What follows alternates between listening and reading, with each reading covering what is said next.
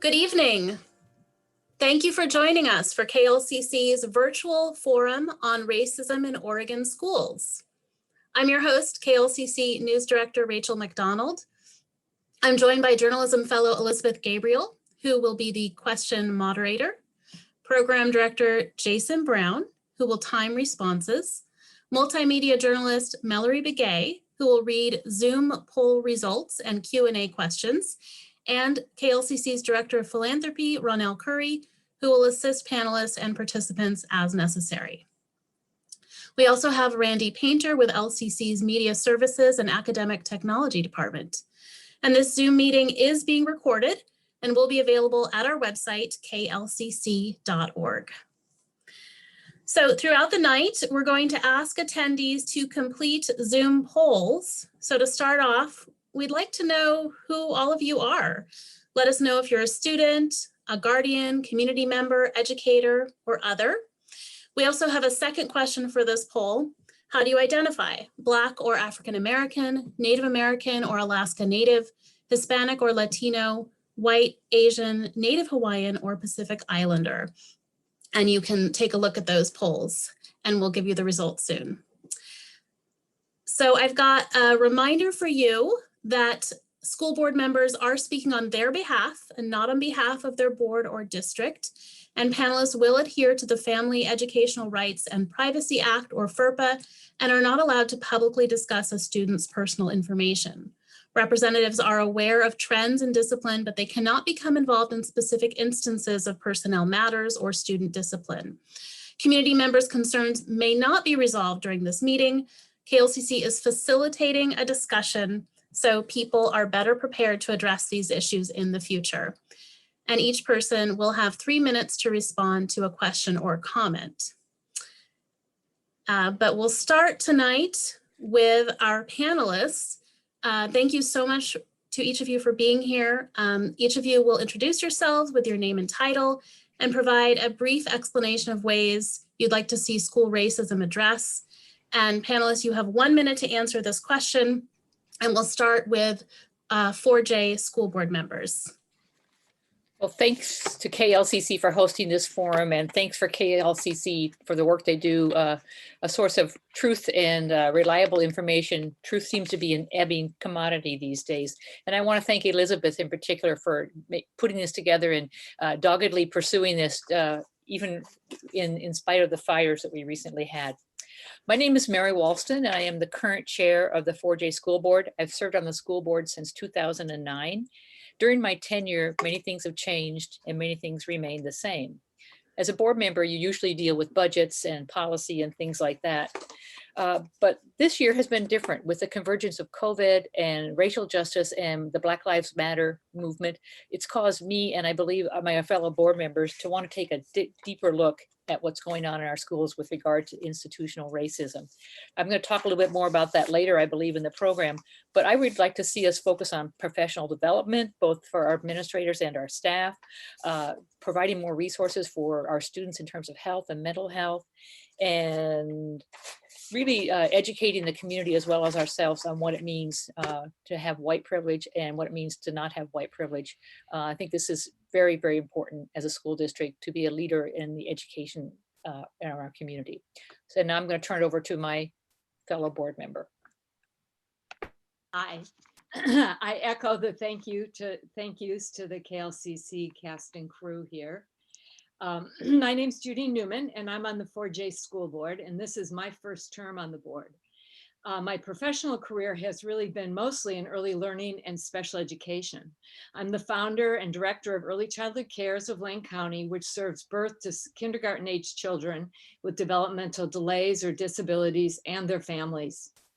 I'm just, in reflecting on some of the things I'd like to see schools addressed related to racism, we really need to have core curriculum and content that teaches history and culture, not only from a white perspective, but Black, Native American, and Hispanic perspectives.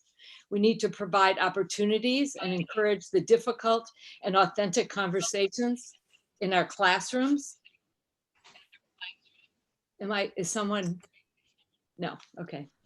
Implement restorative justice practices that teach ways to resolve and understand conflict rather than just use punishment. We really need to up our game for recruiting, hiring, and retaining teachers, staff, and administrators of color, so students can relate and see themselves in these important people, in these important leaders. Thank you. I'll have more time later to elaborate on some of these.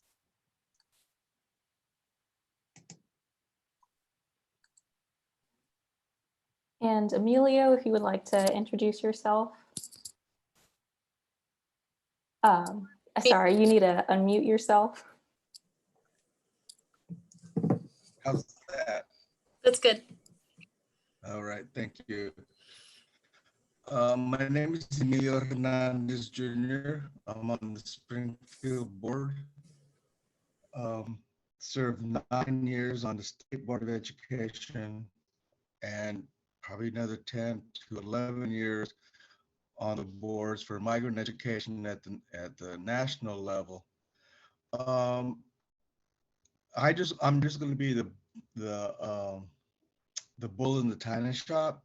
Team, you know, because I disagree with what has been said thus far, that boards, yes, we deal with budgets, we deal with issues of money, and that's where the problems begin. We have not put our students forward and first. And so I'm just going to start with that point, and that my history has been serving low-income students, immigrant students, at-risk youth. And I think that in Springfield, we're doing a better job of looking at those issues. So, and we have the money issues on our table as well, but those aren't, in my regards, my concerns. It's our people, it's our kids. And we are not even getting support at a national level to deal with teaching our children of all our cultures. We with respect, we are missing Native American issues around revolts that had to happen in Southwest Mexico, our Celeste people, all of this. I'm just upset that, thank you, Jason.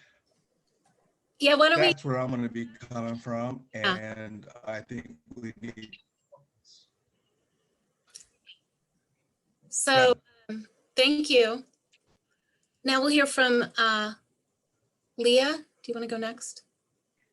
Sure. Hi, everyone. It's an honor to be here. My name's Leah Dunbar. My pronouns are she, her, hers. I identify as Black, biracial, and I'm an identical twin. So sometimes I share my twee, twas pronouns as well, because that does shape my experience in the world. I am an educator in 4J of 20 years, all 20 at Churchill High School, where I teach an ethnic studies course called Courageous Conversations, which is in its 12th year this year. And I also work part-time as a specialist in Lane ESD, where I get to support the wonderful Lane ABS program and work on supporting curriculum development around ethnic studies and SB 13, tribal history, shared history. And I do see that as part of anti-racist work in education. I'll stop there. Carlos, would you like to go next? Yes. Good evening. My name is Carlos Sequeira. Really happy to be here. I am the Director of School Improvement at Lane ESD. Yeah, I have been in the classroom for 12 years, taught social studies, former building principal and district director.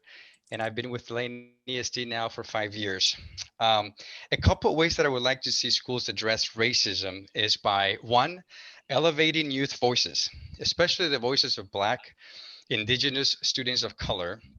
And secondly, by creating space and opportunity for the adults and the students in the schools to safely learn about issues of race and equity at a time when unarmed Black Americans are being killed, our society is demanding change. And this offers all of us a hope that we might have a brighter future ahead of us. And young people have been an integral part of the many peaceful protests. Schools should watch, listen, and learn from this moment because many of the voices on the front lines have been school-age youth fighting for equality, justice, and respect for all people. Thank you. Holly, it's your turn. You're still on mute. Thank you. I just want to thank KLCC for having this forum tonight and for inviting me to be a part of it. Holly Johnson Keaton. I work at Lane ESD and I'm the coordinator for the African American and Black Student Success Program. And one of the things that I would like to see are just to have our educators take a closer look at the issues that we're facing in our community. I'd like to see more educators of color in our schools. Finally, I'd like to see an increase in culturally responsive curriculum in our schools. So I believe that the professional development opportunities that involve culturally sensitive topics should be mandatory, and that they should happen not only when major social instances happen in our community and around the country. I support all student success, and I wish that our administrators would take note of what's happening around us and to allow our students to voice their opinions, their fears and concerns without penalty. Thank you. Thank you. And now Colt Gill. Thank you. Thanks, Elizabeth, for setting this up and creating a thoughtful space for it. And Rachel, I'm still not used to hearing your voice in the evening time, so or seeing you in the evening. But I'm Colt Gill. I serve as the director of the Oregon Department of Education and the deputy superintendent for public instruction. Prior to that, I served as an educator in Lane County for 27 years. And it's really tough to think about how to say what we need to change to address racism in our schools in 1 minute, but I think there are lots of things we can do. There are steps that we can take to make sure that our schools are more welcoming for our students and our staff and our families that we serve.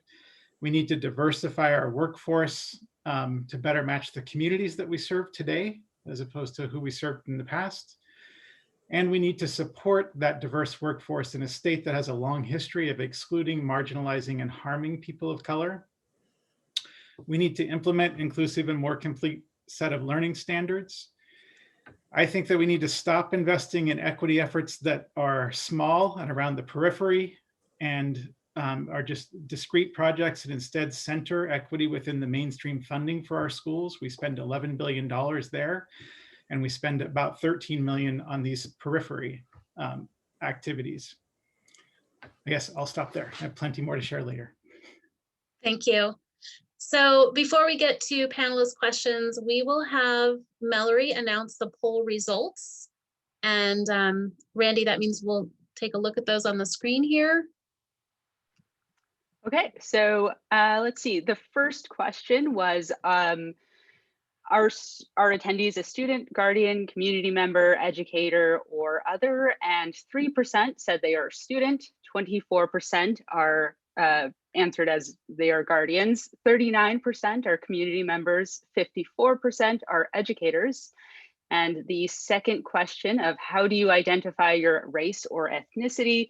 14% identify as Black or African American, 3% identify as Native American or Alaska Native, 8% identify as Hispanic or Latino, and 76% identify as White, Asian, Native Hawaiian, or Pacific Islander. Thank you, Mallory.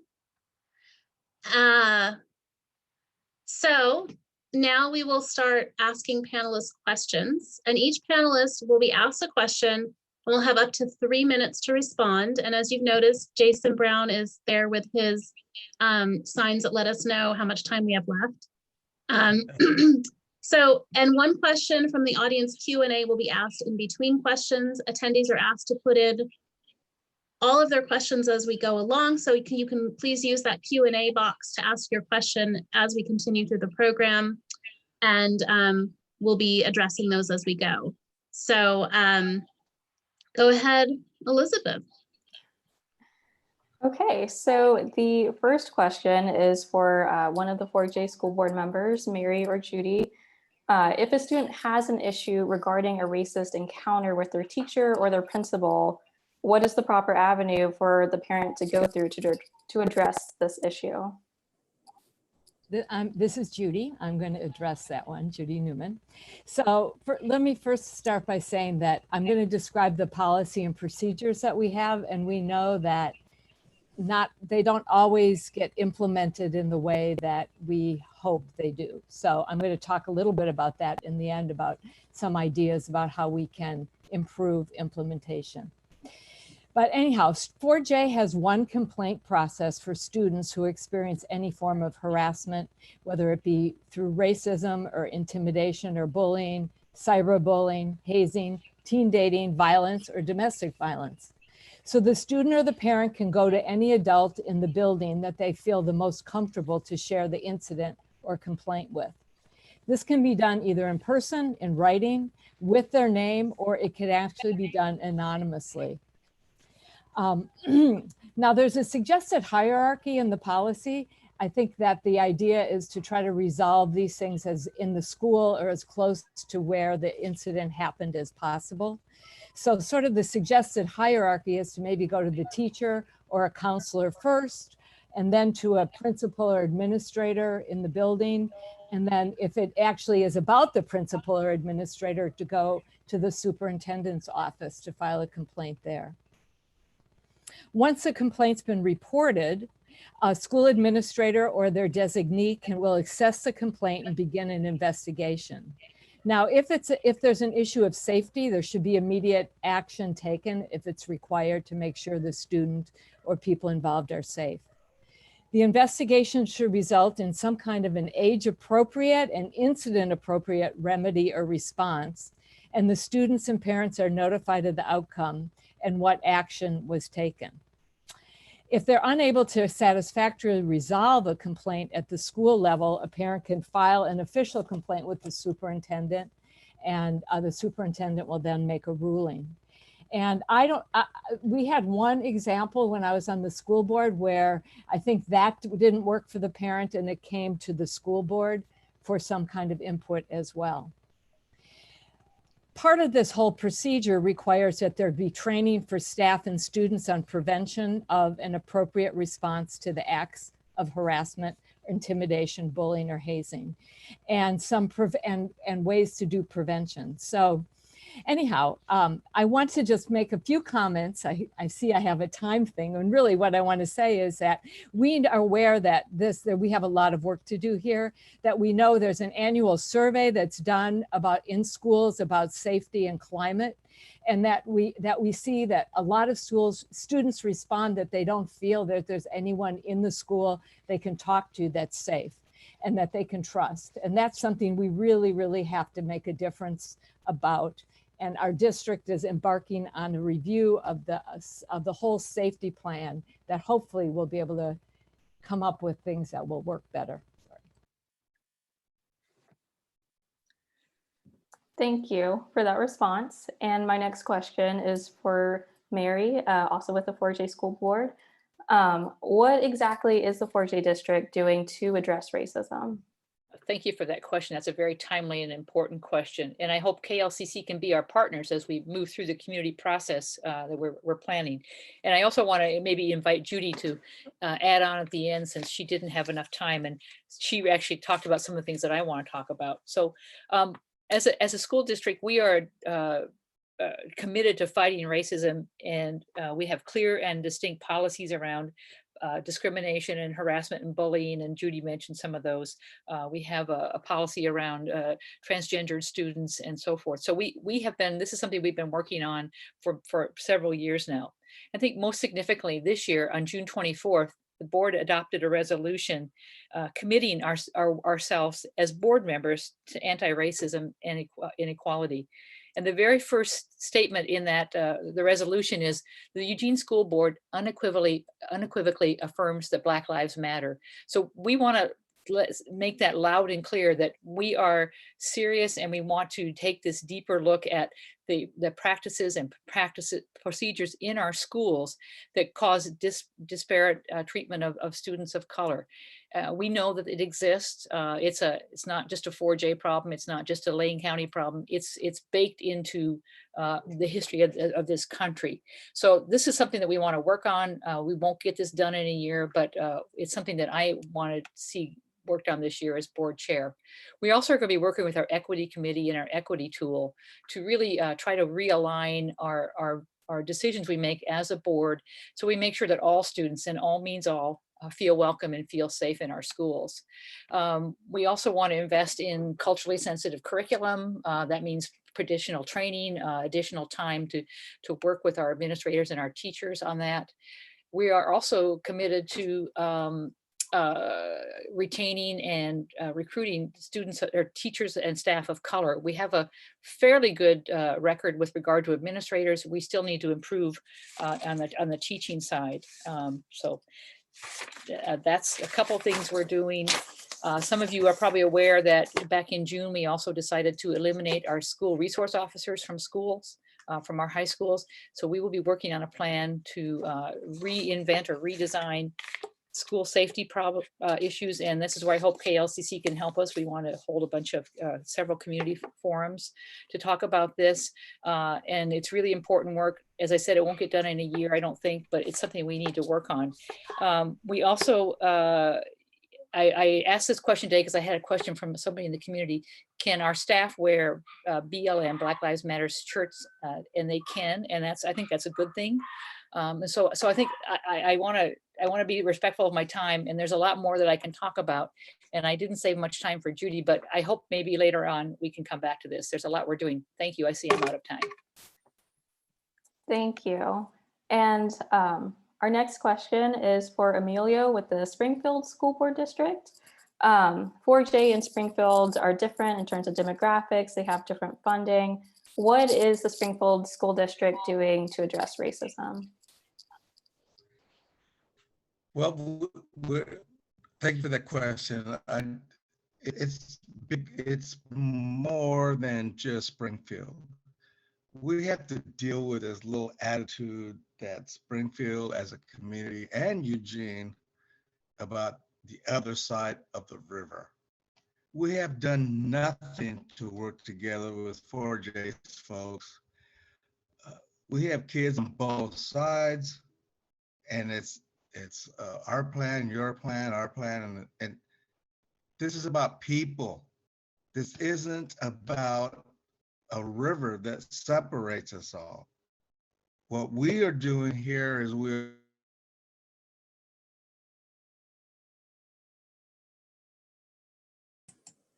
So Emilio, I think your connection is a little bit slow and we're not hearing you right now.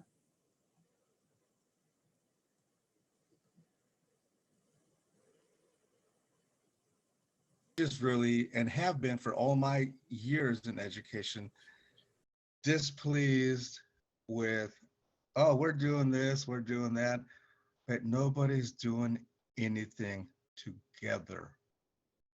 We got kids crossing those bridges, going back and forth. Lane ESD has people in those different programs based on those child's needs. But we're still talking about you and me and them and yada, yada. As I said earlier, I'm just totally displeased with the fact that we can't even pull ourselves together in this little tiny area to combat an educational issue that has already been dropped on this nation about taking out education for our children to learn about who they are. Now, this isn't only about my brown kids, not only about my brown children, my Native American friends, my African American friends. I have a nephew who's gay. And then we're still talking as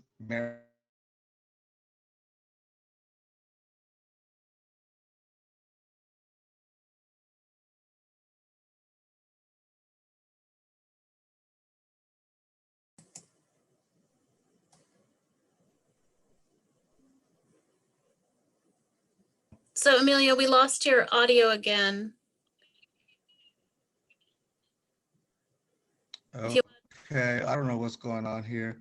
So where Yeah, did I get cut off at? I just want to share media services advice. Emilio, maybe if you turned your video off, your audio would then work better. I can turn the home.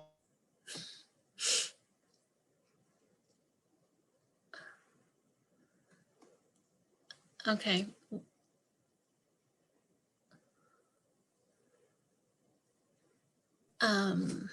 I think what we could do is go ahead and move on to the poll. I'm sorry, to potential questions from the Q&A. And Mallory, do you have some questions set up there in the Q&A?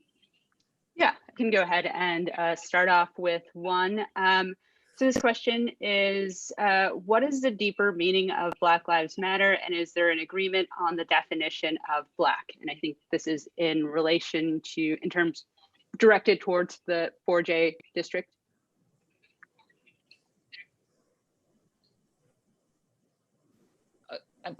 This is Mary, and I guess I'm not quite sure what the question is asking. I think it's not for me to define what Black Lives Matter. It's recognizing that it's a movement that has many objectives and represents many people. So I again, I'm not quite sure that I am the person to define what it matters. And I don't know if my fellow board member wants to jump in on that. So I'm sorry, I feel like I'm punting on the answer, but again, I'm not quite sure that I can define what that means. Mallory, could you just repeat the question a second?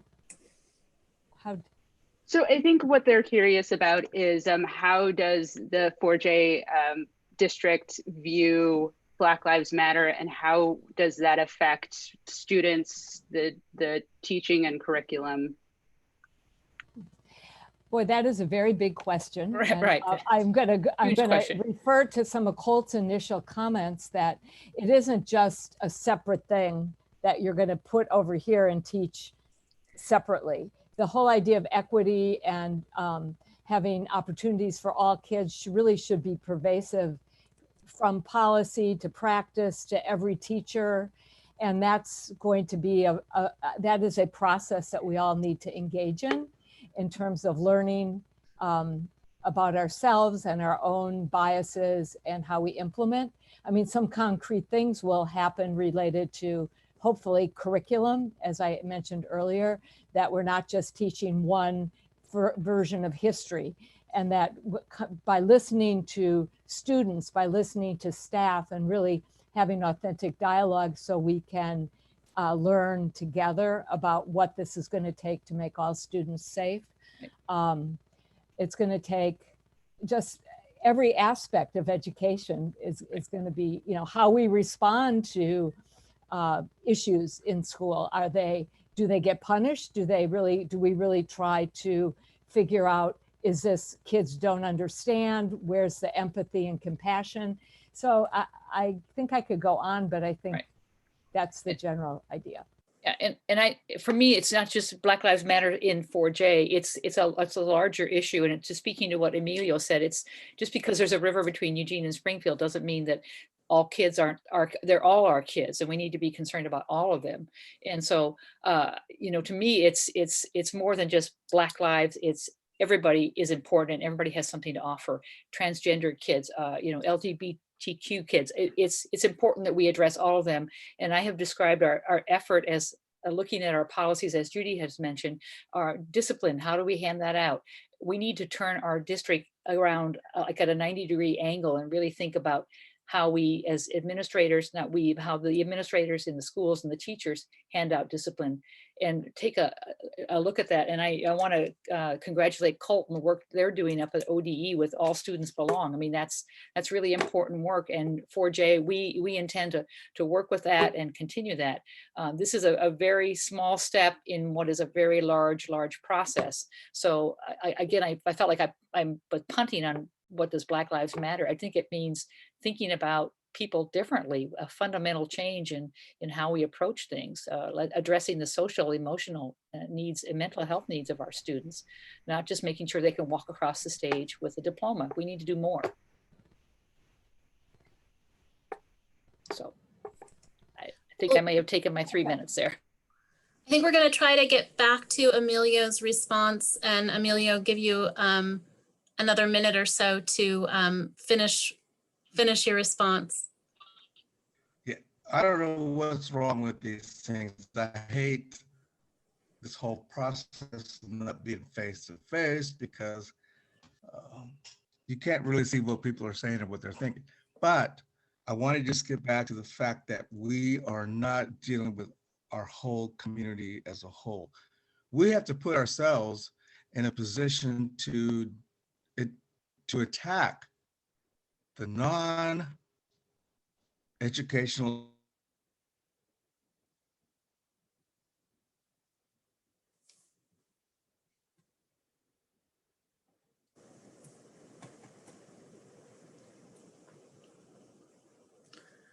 Emilio, we're not hearing you.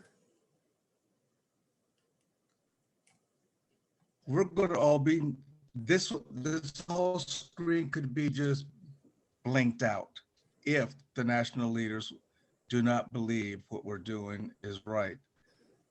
I don't like, and I never have, come from my background as a migrant worker, the fact that we are not represented by everyone. There's white migrant workers. My parents worked with the African-American people that were picking cotton in Louisiana and Texas. We're doing a terrible job.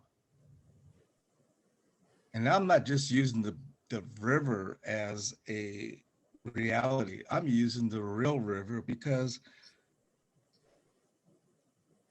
we're not going to get our children across that damn thing if we do not all work together at all aspects of education. Thank you. Thank you. Hi, Emilio. This isn't the best solution, but since you are still cutting in and out, if you want to put your response in the chat box, one of us can read it off. So feel free to do that as we move on to the next panelist. So next we'll have Colt with the Oregon Department of Education.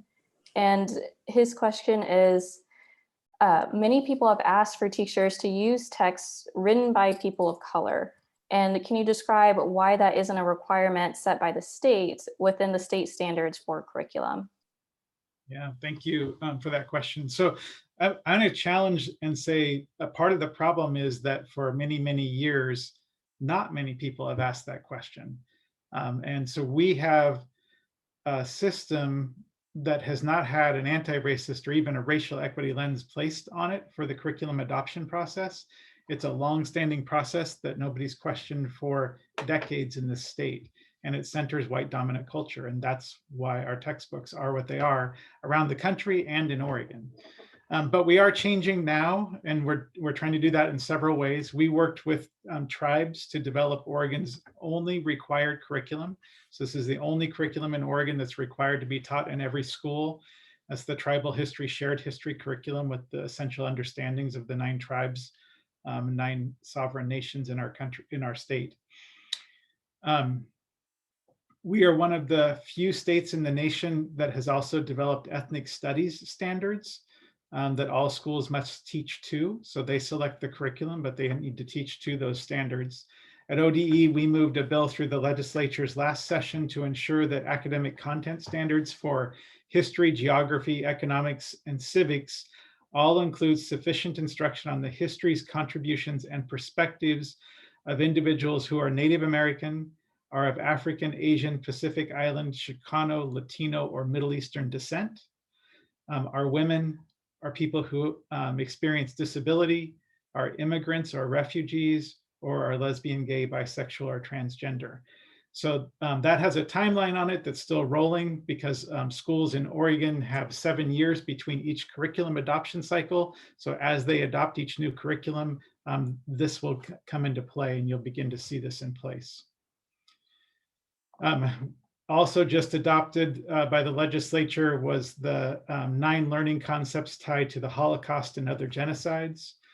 So we're beginning to see our curriculum become more inclusive and change, but it's going to take a little bit of time, and it's been a century and a half in the making to end up with the curriculum we do have. And so we need to undo it as quickly as possible, but it is going to take a little bit of time, especially because we've had 30 years of really chronic underfunding of Oregon schools, and many of our schools have very outdated instructional materials and aren't able to adopt on the regular cycle. I'll put a document in the chat that talks about some of those efforts that I shared about. Okay, This thank is you. Emilio again. This is Emilio. I'm sorry, Elizabeth. Colt, I've known you for a long time, and I've been in this state for a long time. My concern is how many more 7 years are my children, my nieces and nephews, and everyone else, kids on the panel, are going to have to deal with this. I know it's not you. How are we going to push this to get to the real deal? Yeah, I agree. Can I answer, Elizabeth, or, okay. So I think that now we have the standards in place, and it's a matter of getting funding to schools so that they can purchase materials and so that we can provide professional learning. It doesn't do us any good to have even the curriculum that was written by the 9 tribes themselves in the hands of our teachers if we can't help them with professional learning and understand the histories and the current contributions of Native Americans in this country. The ethnic studies standards will be the same way. We have teachers and educators and administrators like me in our system that went through schools that didn't teach any of this. And so it's all new to all of us. And for us to own it and to be able to know it well enough to teach it, we need a lot of professional learning to take place. So what I'm going to say, Emilio, is we need funding to make this happen. We need funding for the materials and for the training of our staff. We need funding, and we need education to people understand that there's not only 9 tribes that suffer through all the change that this country put on them here in the Pacific Northwest. There's tribes that aren't recognized that still have the responsibility, or not the responsibility, that need the respect to be recognized to who they were. I could ask any of you on this board other than my Native American friends, and they could say, what are the 100 and some tribes? We are so narrow in our thinking of diversity that it's just so frustrating to me that it's just not working. We have to be aggressive. You're cutting out again, and because we... Cole, I know you're doing all you can, and I appreciate it, because I know you're sincere. Amelia, we're losing you, and we do want to keep to, so that we get opportunities to hear from more people who are attending, and also from the panelists. So I think we need to move forward.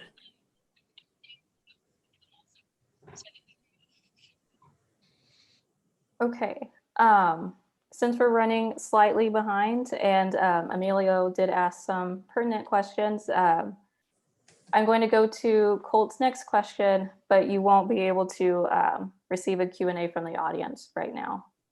Is that okay? So recently, ODE banned hate symbols in schools through a temporary rule called the All Students Belong. Examples of hate symbols include the Confederate flag, a swastika, and a noose. What happens if a school does not implement this policy by January 1st? And will the state include guidance on the minimum punishment for violating the ban in the permanent rule that will be announced in the coming months.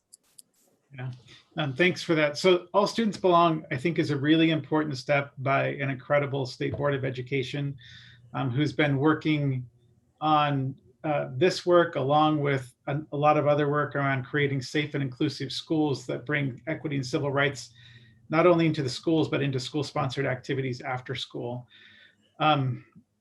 This and before and after school. But it is only a beginning step. So I really want to emphasize that. The board and the department really believe that all of our students are entitled to a high quality educational experience that is free from discrimination and harassment based on what people perceive their race to be, the color of their skin, their religion, gender identity, sexual orientation, disability, national origin. And we believe the same thing for our staff and visitors in our schools, that they deserve to be in places that honor them for who they are and welcome them. The State Board of Education was also really concerned about whether this policy that they put forward would have teeth.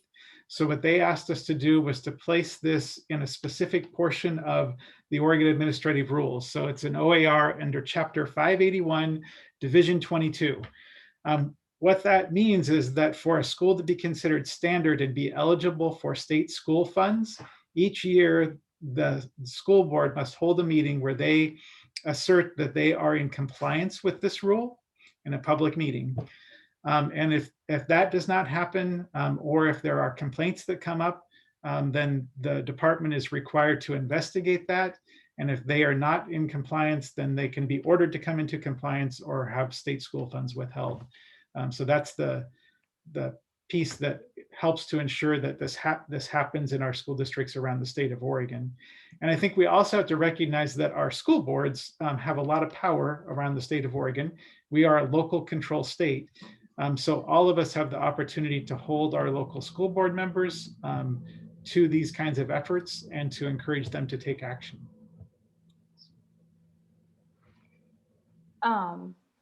Thank you. And I guess my quick follow-up question is, I know at least one of the panelists in this webinar has had the experience where they walked into the room and there was a swastika on a board, and I believe that person asked to have it removed and it wasn't removed. And I feel like a lot of people are just still concerned about whether or not schools will really put forth the effort to implement the rule. Yeah, and again, I guess what would be previous to that is any complaint would end with the school district. In this case now, that person who experienced that can bring that complaint to the Department of Education, and we can also investigate that and provide technical assistance to the district in how to implement this. You know, this is another one of these things where we're changing years of practice. Oregon is the only state that has a rule like this in place. No other state has taken this kind of action, even though the US military has, organizations like NASCAR have to protect their staff and their fans from these hate symbols, but no state has done this to try to protect their children. So we're in the beginning stages, and we will probably have hits and misses with the implementation, but we have a model in place. We have training going out, online training for our educators, so that they deeply understand what kind of steps they can take when a symbol shows up in an in-person class or online like we are tonight. The rule also applies there. So we have the tools in place for our educators and for our boards, and we have a process that can go beyond the district if it's a district that does not want to enforce it. And this is Mary Walston. Can I just add on to that? I fully support the work that Colt has initiated in Salem, and it will be taken very seriously in 4J, even as a temporary rule. So if that happened in a 4J classroom, it would be addressed in due haste. So thank you. Thank you both. And sorry. Now we're going to move on to Rachel or Mallory, who will read off the next poll question for attendees. Okay, I can do that. And I do want to make this reminder announcement that school board members are speaking on their behalf, not on behalf of their board or district. Panelists will adhere to the Family Educational Rights and Privacy Act, or FERPA, and are not allowed to publicly discuss a student's personal information. Representatives are aware of trends in discipline, but they cannot become involved in specific instances of personnel matters or student discipline, and community members' concerns may not be resolved during this meeting. KLCC is facilitating a discussion so people are better prepared to address these issues in the future. And so our next poll here is, do you feel like your district, your school or district provides a safe outlet for students and faculty to report racist experiences? And that's a yes, no, or sometimes.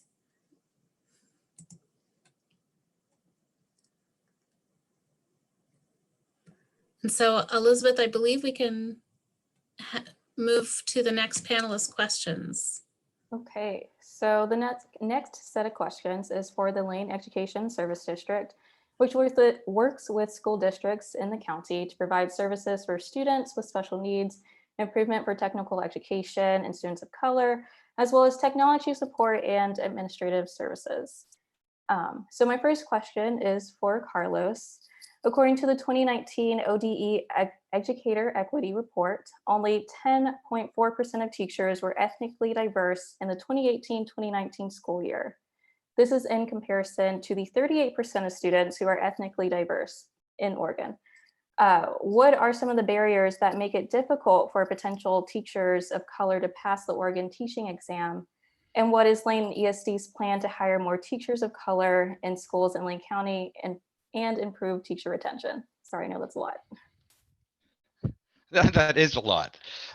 It's a great question, though, really good questions. And there are actually many, many barriers for educators of color to have success with that test, but years before they take the test, right? Navigating college applications, accessing funding, scholarships, transferability of credits from a two-year institution, trying to figure out how they can earn a living while paying for a college and completing their student teaching or their practicum requirements. It is a true challenge. But back to the question about the test. The test is biased. Every test is mediated, meaning informed by language and culture. And we know that these tests have been traditionally designed by white middle-class educators for white middle-class educators. It disadvantages any of us who do not belong to that predominantly white class. But the exam itself, the ones that I've seen are just text heavy. And those educators here and in the audience will know what I'm talking about. This presents a barrier for students who are second language learners. The way that some of the questions are written is not as direct as they could be, which also presents a barrier as related to the text heavy quality. In the math and science elementary subtest, for instance, the math and science questions are all over the place. The test would be more readable and doable if the math questions are in one section and all the science questions in another section. Imagine a language learner trying to navigate, to extrapolate content from one language to another language, from one content to another content is rather challenging. Overall, the random quality of the questions are very difficult for the linguistically diverse students. And the same way that the math and the science topics should be better grouped, a challenge for teachers of color and students from diverse backgrounds is sometimes actually deciphering what the question is actually asking. And on the topic of random questions like history, most of the questions could be actually answered by just looking at your smartphone. No teacher is going to need command of the history for all time. And I'm speaking here as a former social studies teacher, right? No one can know everything from Mesopotamia to the civil rights movement by rote and memory alone. I think that this impacts students who take the exam.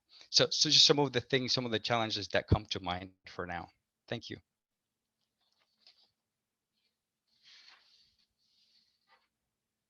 Thank you for that response. And our next question is for Holly. Legislation was passed in 2015 to improve academics for students by improving the attendance of graduation rates of Black students, reduce the number of discipline incidents, and provide more culturally responsive curriculums.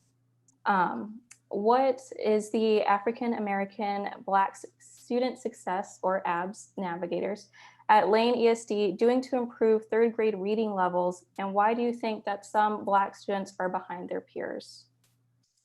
Thank you.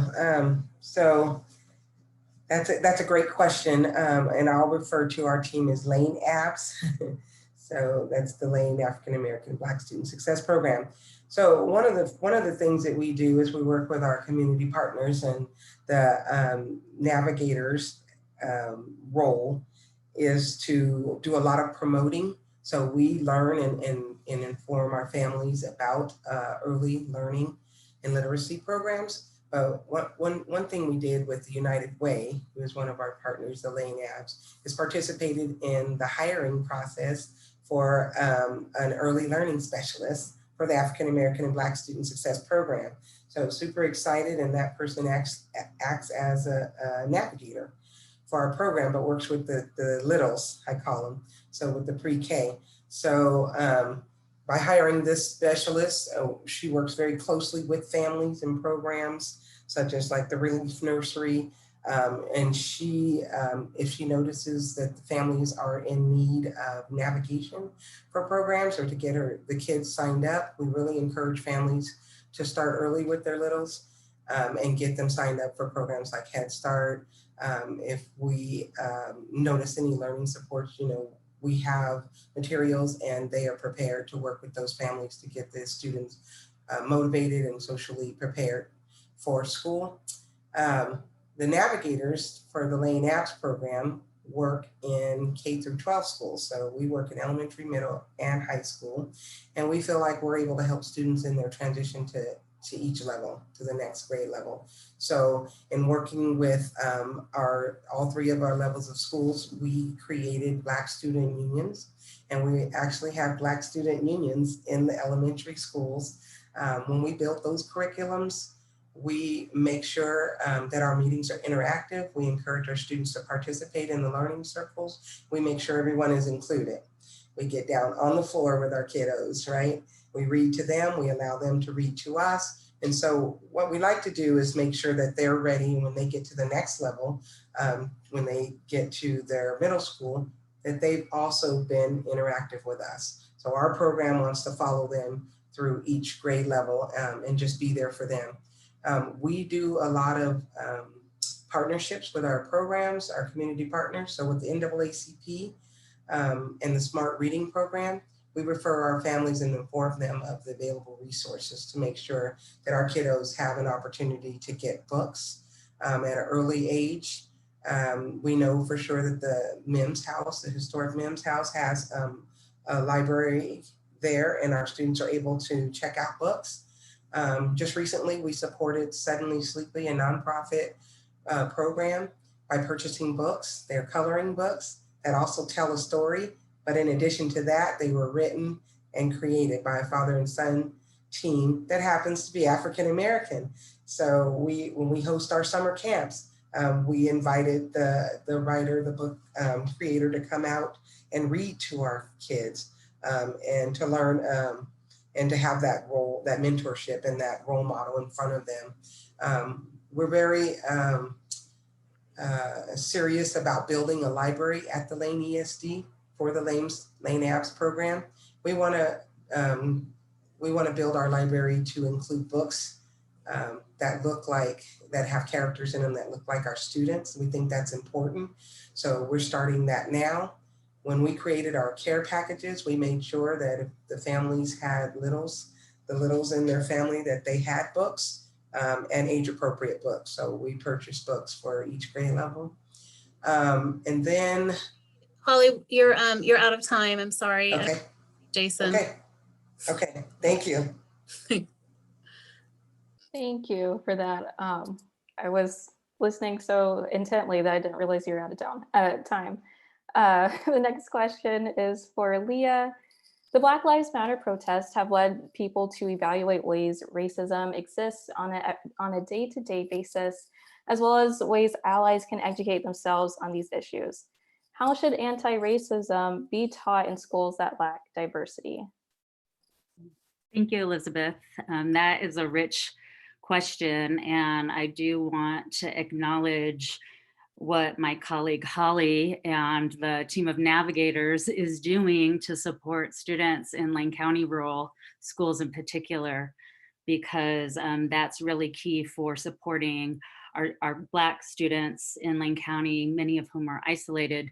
But I want to start by saying that we can't teach what we don't know. And so educators need to have their own education first. We can't support our students learning if we don't know ourselves what is required of us. And most of us of my age haven't received that in our schooling and in our background. And so it's really important for leaders and the decision makers of our systems to support that growth in racial literacy and content that is required for anti-racist pedagogy and instructional practice, in addition to the structural pieces, of course, that go hand in hand with interrupting unequal outcomes for our students of color, and the things that push out students of color and staff of color in those settings. And so it requires some moral and courageous leadership, not letting people opt out of understanding what anti-racism is, and then making some courageous decisions about who gets to stay and who doesn't if they're not on board with that vision, because it's harming kids. And the last thing I want to just add is, ethnic studies, which is the course that I teach. I'm part of a team of 10 educators across Lane County, most of whom are white because of Lane County, who are implementing or going to implement ethnic studies education in their high schools. The course is College Now and is articulated with the LCC course. And so that's one inroad that I think that we've made around anti-racist curriculum. But the other piece that I want to add is that ethnic studies is about race, ethnicity, and indigeneity. And we all have to come to understand how our identities are shaped by place, right, and our history. And that history is hard history, and it includes occupation and genocide. And we need to have the language with which to engage in those kinds of conversations with our students that are loving, but also emphatic and unapologetic. Thank you for that response. Now we're gonna go back to Mallory. Do you have a question from the Q&A? Yeah, so let's see. So this person is curious about increasing diversity and recruiting teachers and administrators. And so they're asking, how do we get teachers of color to apply and move here?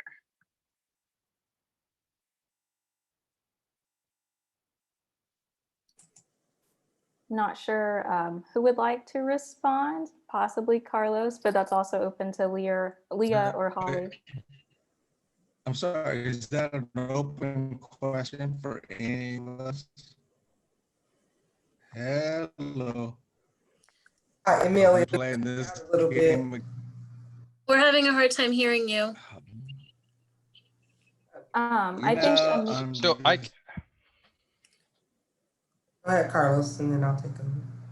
Sure, I can speak a little bit about the work that actually Lane ESD is doing and has been doing to ensure that we actually have teachers of colors in the region and retain them. We are also the backbone agency which provides the leadership and technical assistance for a regional educator network in Lane County, Linn, Benton, Lincoln counties.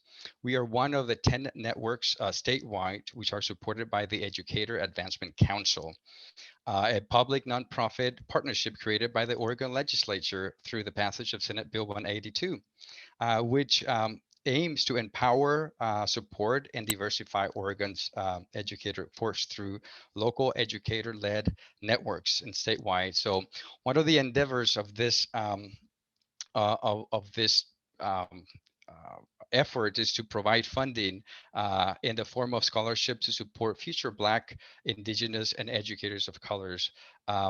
And the funding also will go to grow your own programs that center cultural sustaining pedagogies, community strengths, and culture-specific initiatives. So we are heavily invested in making sure that this program is successful, and we have a coordinating body that is representative of our area. And my colleague here on the screen, Leah Dunbar, actually is one of the coordinating body members. And so we are ensuring that as we move forward, that create opportunities to attract educators of colors, but they also have the support from our leaders to be able to stay in our area.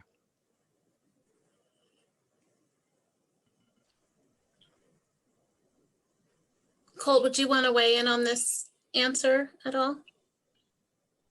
No, I think Carlos covered both the state and the county level. I just put that into the chat. So if folks want to visit the Educator Advancement Council, or there's a link when you go there specifically to the Oregon Teacher Scholars Program as well. Thank you both. And Elizabeth, yeah. Can you hear me this time? I can hear you, but you're cutting. I just want to get back down. Emilio, I would suggest that you turn off your video again. And now, if you want to try that again. Can you hear me now? Yes. Sounds like a TV. My concern goes back down to the whole level on this teacher thing. Who would want in their right mind in their 20s come to be a teacher in Oregon? Actually, Emilio, I can respond to that if I may. That's a great question. I can respond in numbers. I want to see people that are saying, oh, hell no. And some are saying, sure, I'll take the challenge. Yeah. So something that I can add is that in order to hire more teachers of colors, there's got to be teachers of color in the hiring pool to begin with, right? And so as an agency, we have gone really hard after state-funded initiatives that support the efforts to diversify the educator workforce, as I mentioned earlier. One of these programs is the Regional Promise Grant. The aim of this program is to ensure that historically and currently underserved students have access to rigorous college-level courses. In fact, 2 of the courses offered through this program is an Education 100 level course, Intro to Teaching, and the course that Leah just mentioned, the Ethnic Studies 101 course. And if we have time later in this segment, Leah would do a beautiful job explaining why these courses are critical to help inspire and prepare future educators. So we are looking actually at growing our own, the population of our students, Black students and Latinx students has grown in this region.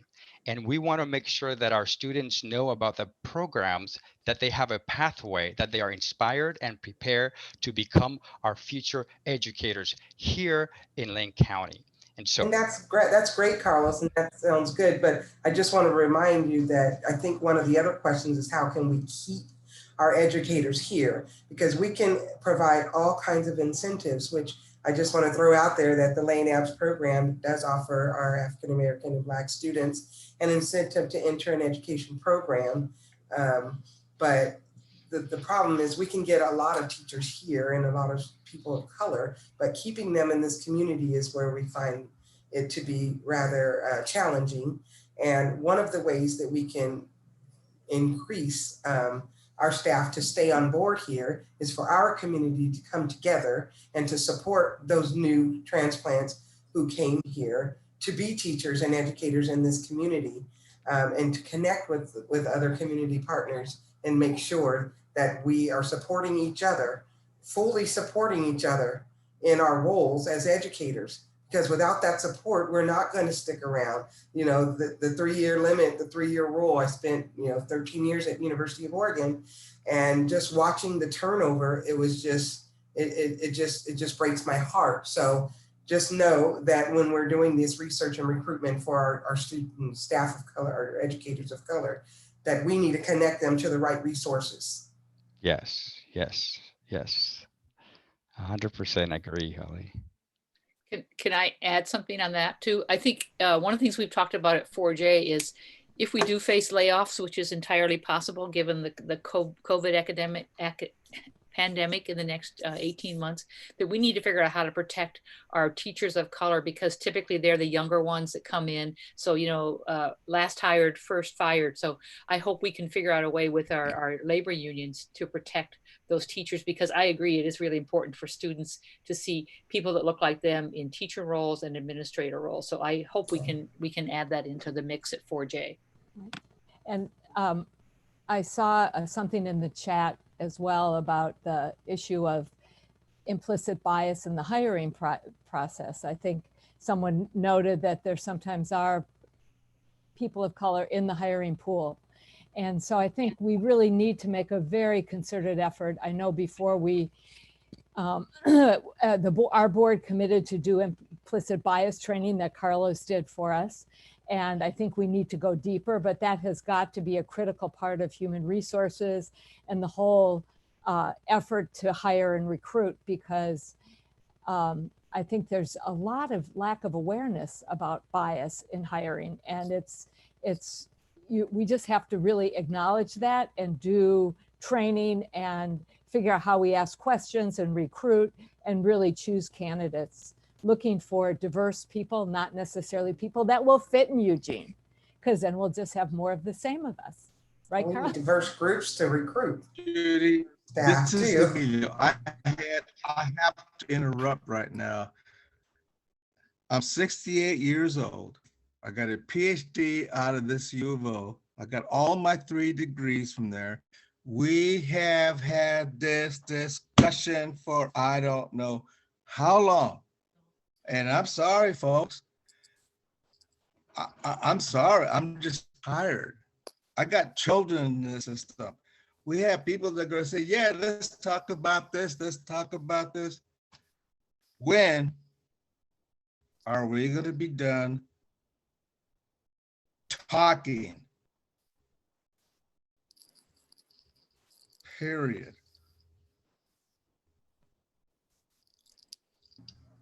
I hear you, Emilio. I've been on so many affinity groups and so many strategy groups having these same conversations, and it's tough. We have a long way to go, but we're going to have to come together eventually, and the time is now. The time is right now for us to come together as grown-ups, you know, adults, and figure this out. So we can talk about it all day and all night, but action needs to happen. I'm thinking that when we start recruiting, for someone to tell me that they're out there recruiting staff and educators of color, but then I look at their recruiters and none of them are people of color, what's the attraction here? What's the attraction? So we have a lot of work to do in our systems. Yeah, and the worst part for me at my age and all the experience I have in education, yeah, and I'm not being racist, I'm being honest. Look at these panels. We got 1, 2, 3, 5 people of color. And therein lies another issue.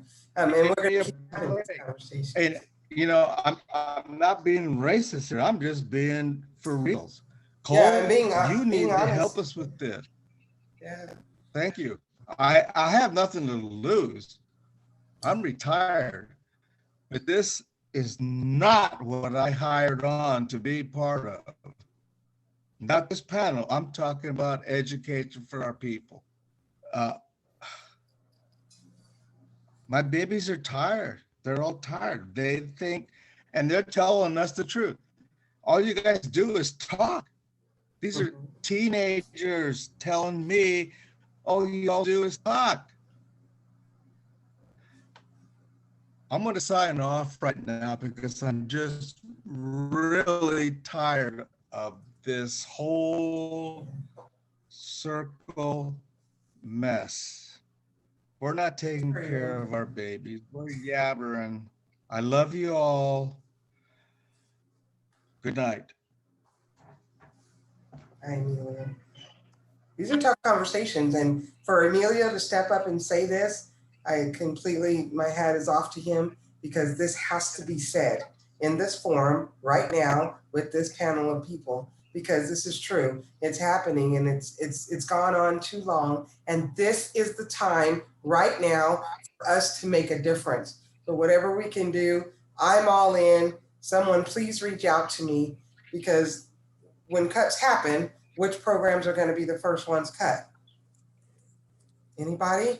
You know, and here we are having this conversation again. And then what do? You know, a few years later, we start another program, and then we have the same conversation.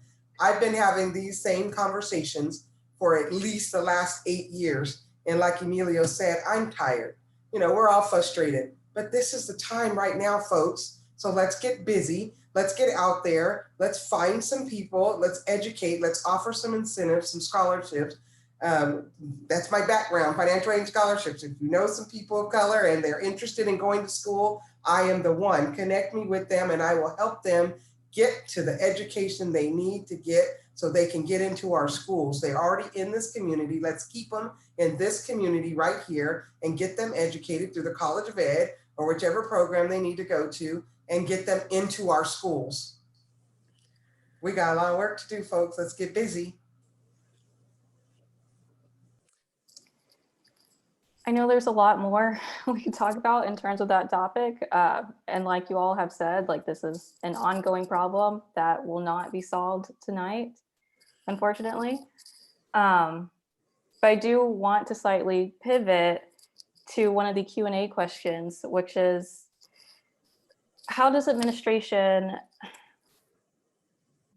how does administration help school districts hold parents accountable as well as educators accountable if they are using phrases that promote anti-multicultural, anti-diversity narrative, which is largely promoted by our president? And so how do we navigate, you know, kind of teaching them that certain things are wrong, even if they are coming from a person in charge, such as Donald Trump?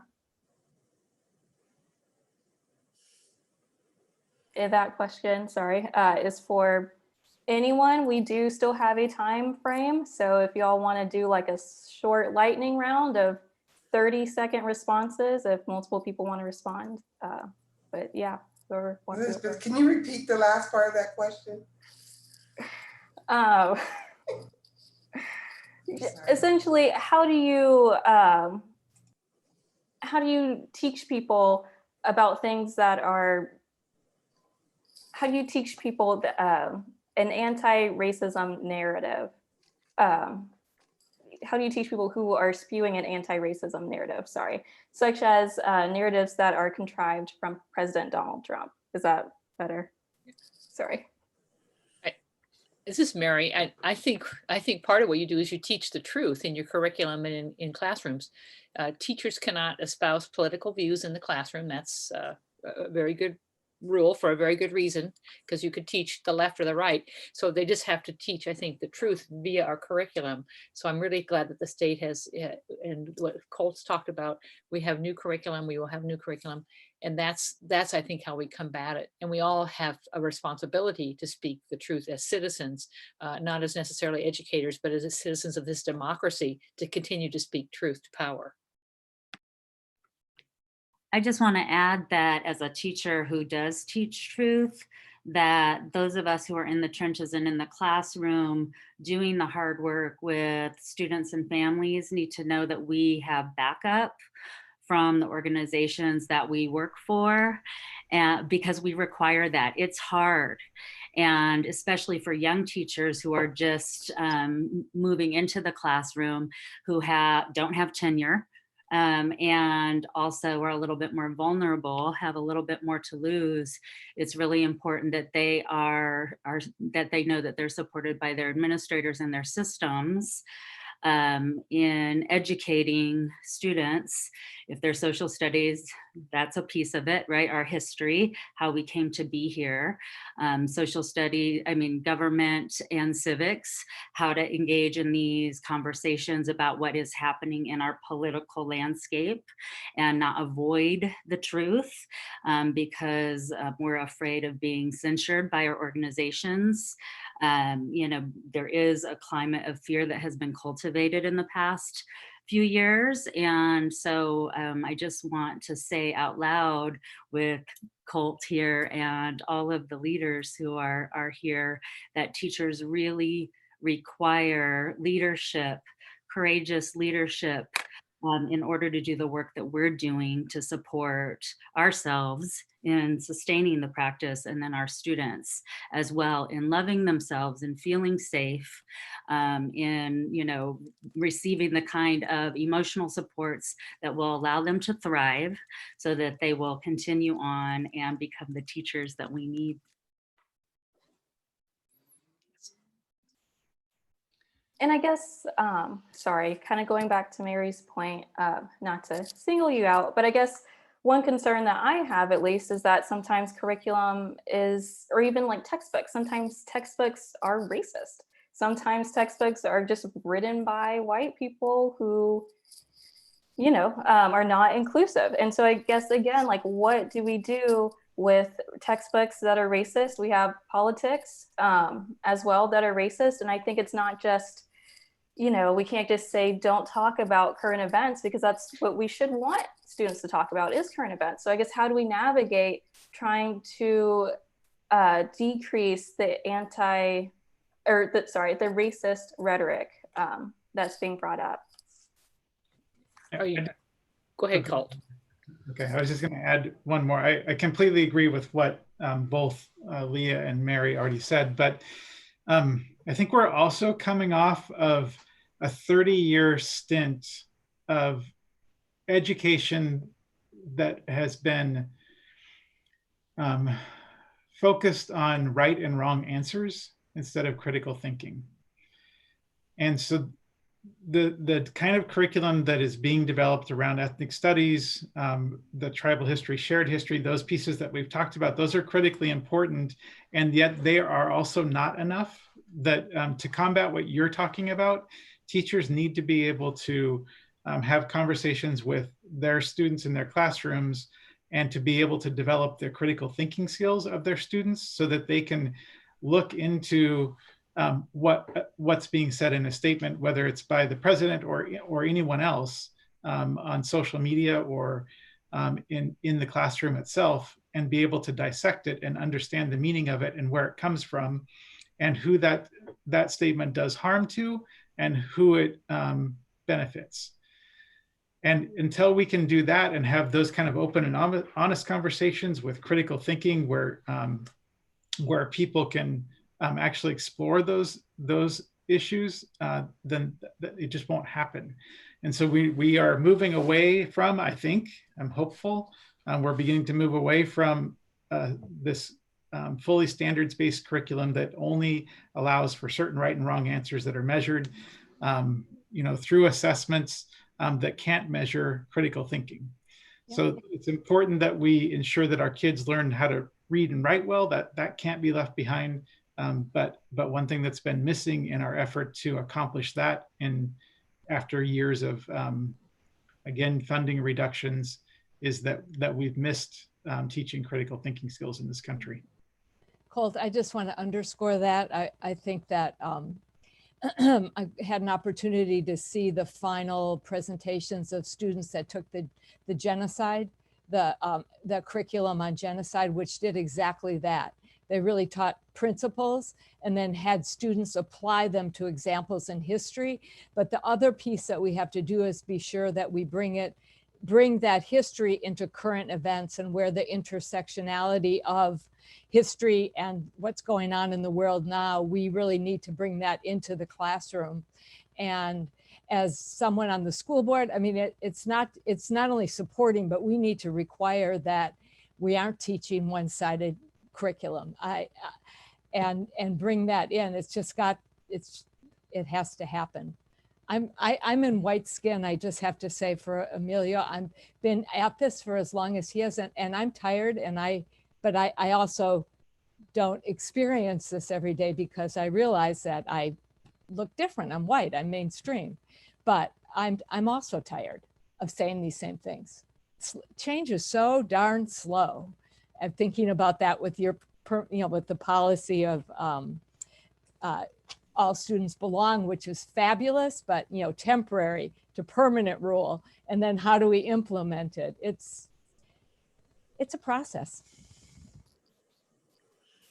Thank you all again for those responses. And we are in the process of trying to have someone provide a public comment. So if you're interested in giving a very short, very quick public comment, please say, yes, I want a public comment in the chat.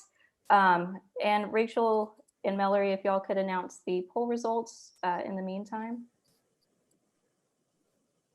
Yes, Mallory is going to announce the answers to our poll. Yes, so the question was, do you feel like your school or district provides a safe outlet for students and faculty to report racist experiences? 16% answered yes, 43% answered no, and 41% answered sometimes. Thank you for that. And Mallory, do you have another Q&A question? Yeah, just a second. Sorry.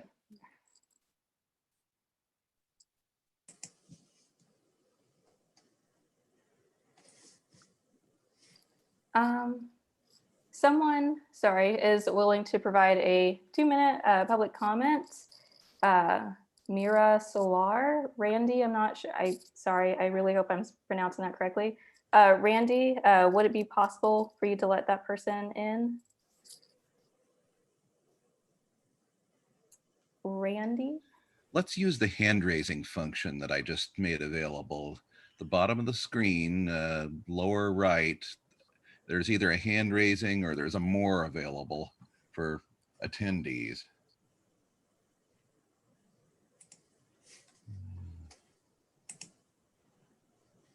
Now, let me look here.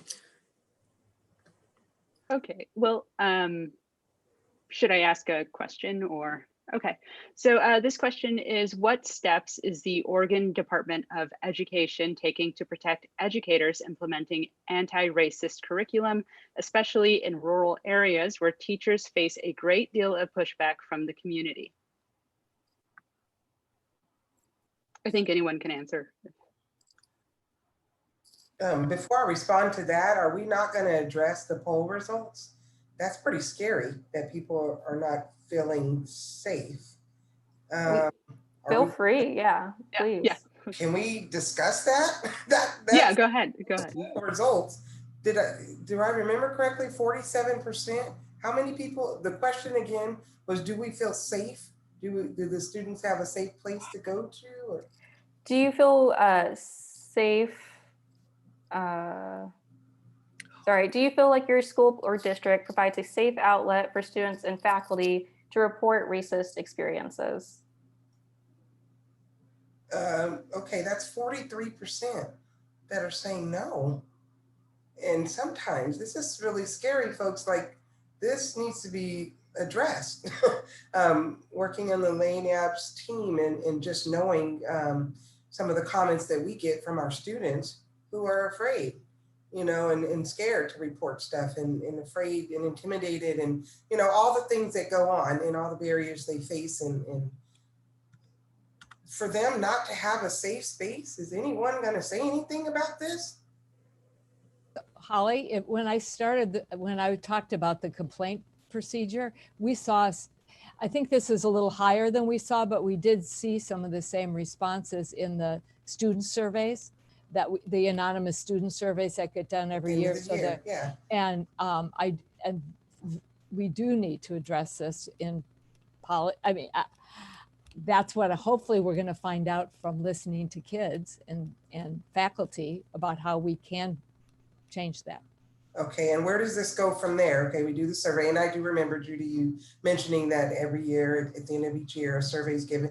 I've had a tour of 4J and I've seen the form, and I know there's a complaint form, incident form, or whatever. So I was aware of that, but then what happens now? Like, what group addresses it? Does it go to the board? Well, I'm hoping we are embarking this fall on, I mean, this is one step, but on a complete review of our safety and how we respond to kids and what the climate is like in schools. And that was something we committed to doing. And we're going to get input from students and the community, and hopefully figure out how to do that in a way that people will really give us real feedback and listen. And that will inform our use of resources, and hopefully, do we need more counselors, more mental health providers? What are we going to do in schools to address some of these things? But in addition to that, I want to be sure that whatever we come up with plans-wise, we are at least tracking that this is changing, that we're seeing a difference in the surveys, anonymous surveys, that so we get feedback that the changes we're making are actually going to address this. But I'm open to ideas. I know that's where we're going to start. I'd like to invite myself or invite you to invite me to some of those conversations, so I can be completely honest and true with you and share some of the feedback on that in that, you know, space that we get from our students and some of their fears. And I just think that's really important, that we address it and not just take a survey and then never do anything with the results. So please feel free to reach out to me. I put my contact information in there, and I'd love to sit and chat. I will. And combat that. It's scary right now for us folks. And after this meeting, and as soon as we all hang up today, we still have challenges. As a parent in this community, the very first day of school, there was all kinds of stuff all over the Zoom meeting. And you guys, I don't even know if you even heard about it, depending on what district you're affiliated with or you connect with. But the same thing that happened in Lake Oswego is happening here. And no one's saying anything. I almost wasn't invited tonight, folks, because they're afraid of what I will say and what I have found out and what my kids are saying. So I feel like no one wants to really hear the truth. And when Emilio chimes in, everybody gets really quiet, and it's scary out here for our students, and even in the virtual learning platform, they're being harassed, and racist comments are being thrown at our students on the very first day of school. So imagine what your survey is going to look like at the end of this school year. So I just think it's important, and we need to have these conversations. We are very close to running out of time, and it looks like Colt is going to have to go. So I think we're going to have to, I'm very sorry to say this, but I think we're going to have to wrap this up. There's so much to say, and so we just really appreciate everyone for being here, and all of you for asking your questions, and hopefully we can address your questions outside of this meeting in the future. So thank you so much for joining KLCC's virtual public forum on racism in Oregon schools. This Zoom meeting was recorded and will be available on our website, klcc.org. Special thanks to panelists Colt Gill, Carla Sequeira, Leah Dunbar, Holly Johnson, Mary Walston, Judy Newman, and Emilio Hernandez, as well as KLCC staff Elizabeth Gabriel, Jason Brown, Mallory Begay, and Ronell Curry. And thanks to Terry Holloway and Randy Painter with LCC. This program is made possible in part by the KLCC Public Radio Foundation and the WLS Spencer Foundation.